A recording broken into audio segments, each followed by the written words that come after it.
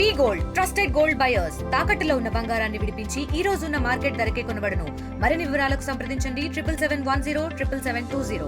ఈ చంద్రబాబు నాయుడు గారి యొక్క కుటిల రాజకీయాన్ని, నీచ రాజకీయాన్ని ఈ కేసు ద్వారా మరొకసారి వారి నీతి ఏంటో, వారి రాజకీయ సిద్ధాంతం ఏంటో, వారు అవలంబిస్తున్నటువంటి విధానాలు ఏంటో, ఈ 6 హామీలను ఎగ్గొట్టడానికి ఏ విధంగా ఈ కేసులను అడ్డం పెట్టుకొని రాజకీయాన్ని అరాచకంగా మారుస్తున్నారో ఈ యొక్క వల్లభనేని వంశీ గారి మీద పెట్టినటువంటి కేసులనే ఒక ఉదాహరణగా చూడవచ్చు.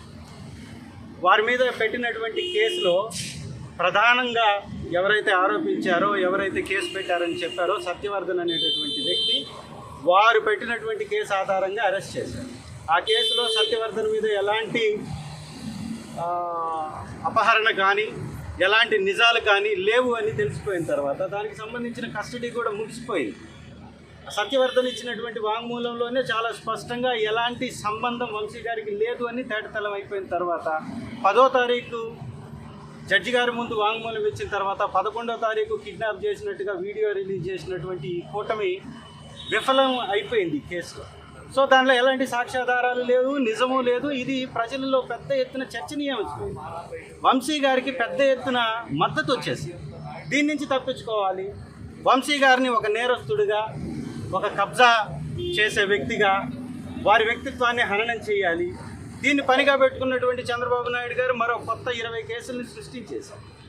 ఇవి ఎలాంటి కేసులు అంటే, గన్నవరానికి వల్లభనేని వంశీ గారు రాకముందు వారి ట్రస్ట్ 2006లో వారు ఎస్టాబ్లిష్ చేశారు.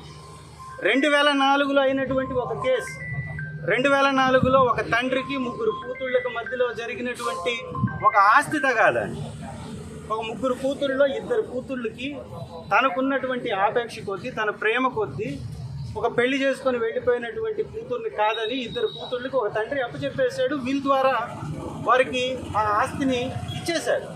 ఆస్తిని అనుభవిస్తున్నటువంటి వారి మీద ఒక కూతురు, బయటికి వెళ్ళినటువంటి కూతురు వచ్చి 2004లోనే కేసు వేసింది. ఆ కేసులో ఆ రోజు గన్నవరం సివిల్ కోర్టులో వారికి ఇంజంక్షన్ వచ్చింది. వారు హక్కుదారులుగా ఉన్నారు. ఆ బయటికి వెళ్ళినటువంటి కూతురు ఒక తప్పుడు ఆలోచనతోటి ఒక లాయర్కి ఒక అగ్రిమెంట్ చేసేసింది. అది కూడా అన్రిజిస్టర్డ్ అగ్రిమెంట్. ఆ అగ్రిమెంట్ చేసి ఆస్తిని కొట్టేయాలి అని అనుకుంటే వారు ప్రొటెక్ట్ చేసుకున్నారు. ఆ సూట్ పెండింగ్ ఉంది. ఒక సూట్ పెండింగ్ ఉన్నటువంటి కేసు, ఎలాంటి సంబంధం వల్లభనేని వంశీ గారికి సంబంధం లేనటువంటి కేసు, ఒక కుటుంబ నేపథ్యం కలిగినటువంటి కేసు, తండ్రికి కూతుళ్ళకి మధ్యలో ఉన్నటువంటి కేసుతోటి ఎమ్మెల్యేకి ఏం సంబంధం అండి?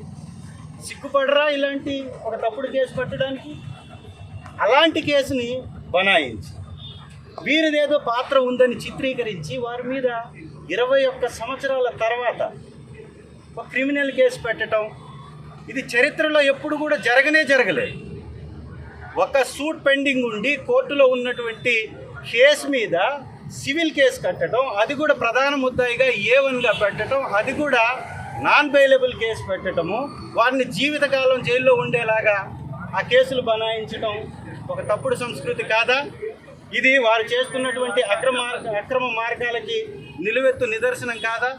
ఇంకొక కేసు, ఒక తెలుగుదేశం నాయకుడు ఆ కెనాల్ని ఆక్రమించి, నదీ పరివాహక ప్రాంతం కెనాల్ని ఆక్రమించి గన్నవరం ప్రాంతంలో వారు ఆరుగొలను అనేటటువంటి ప్రాంతంలో వారు ఒక పురుగుల మందుల్ని అమ్మేటటువంటి షాపుని పెట్టి స్కూల్కి కూతవేటు దూరంలో, చిన్నపిల్లలు చదువుకునే గవర్నమెంట్ స్కూల్కి కూతవేటు దూరంలోనే ఆక్రమించి ఆ గ్రామస్తులు పోవడానికి, రాకపోకలకు అంతరాయం కలిగేలాగా చేస్తే ఆ గ్రామస్తులు వెళ్ళి ఫిర్యాదు చేసి కలెక్టర్ గారు దాని మీద వాళ్ళని వివరం అడిగి ఆ తెలుగుదేశం నాయకుడిని వచ్చి వివరం ఇవ్వడానికి 2 సార్లు నోటీసులు పంపించి ఆ పురుగుల మందుల షాపుకి సంబంధించి అక్కడ ఉన్నటువంటి రెవెన్యూ అధికారులను పంపించి ఎంక్వైరీ చేయించి పోలీసులకి, హనుమాన్ జంక్షన్ పోలీసులకి ఇన్ఫర్మేషన్ ఇచ్చి పోలీసుల సహకారంతో కలెక్టర్ గారు తగినటువంటి లా అండ్ ఆర్డర్ ప్రాబ్లం రాకుండా అక్కడ ఉన్నటువంటి ఆ అక్రమాలని తొలగించేస్తారు. ఇది కూడా వల్లభనేని వంశీ గారు చేపించారని ఎప్పుడు కేసు పెడతాడు? తెలుగుదేశం ప్రభుత్వం వచ్చిన తర్వాత కేసు పెడతాడు. తెలుగుదేశం ప్రభుత్వం వచ్చిన తర్వాత కేసు పెడితే, సీఎంఓలో కేసు పెడితే, సీఎంఓలో కంప్లైంట్ చేసి ఫిర్యాదు చేస్తే సీఎంఓ నుంచి కలెక్టర్ గారికి ఆ ఫిర్యాదుని బదిలీ.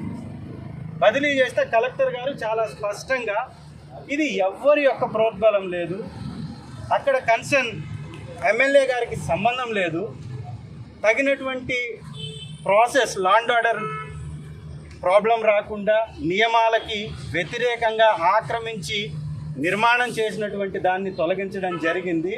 డ్యూ ప్రాసెస్లోనే ఇదంతా కూడా చేశాము. దీనిలో ఎవరి యొక్క ప్రోద్బలం కానీ ఒత్తిడి కానీ వల్లభనేని వంశీ గారికి సంబంధించి ఎలాంటి సంబంధం లేదని వారు ఇచ్చినటువంటి కలెక్టర్ గారు ఇచ్చినటువంటి లెటర్ ఇది. దీన్ని కూడా తప్పుదోవ పట్టిస్తారు. ఎవరైతే కేసు పెడతారో వారిని మళ్ళీ పోలీస్ స్టేషన్కి పంపిస్తారు. ఏ పోలీసులు అయితే ఉండి దగ్గరుండి అక్రమాలని వారు చేస్తున్నటువంటి తెలుగుదేశం నాయకుడి యొక్క ఆక్రమించిన స్థలాన్ని ఆ ఆక్రమణను తొలగించారో అదే పోలీస్ స్టేషన్లో వెళ్ళి వల్లభనేని వంశీ గారి మీద కేసు పెడతారు.